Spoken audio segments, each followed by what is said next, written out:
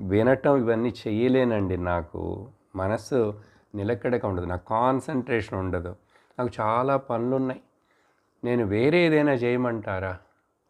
వేరే ఏదైనా చేస్తాను. ఇప్పుడు గంట సేపు ఇట్లా మీరు చెప్పిన విషయాన్ని మళ్ళీ చెప్తున్నట్లుగా ఉన్నది. శంకరాచార్యులు వారు ఆయనకు ఏం పని లేక ఇన్ని శ్లోకాలు రాశారు.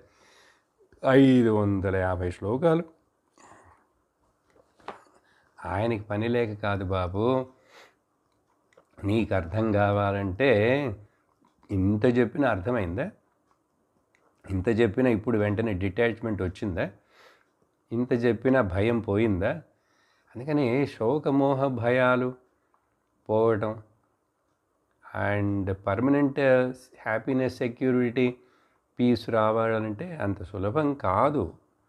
అందుకని తొందరపడకు, ఆత్రపడకు, వేరేదో చేస్తానని చెప్పి మళ్ళీ పరిగెత్తకు.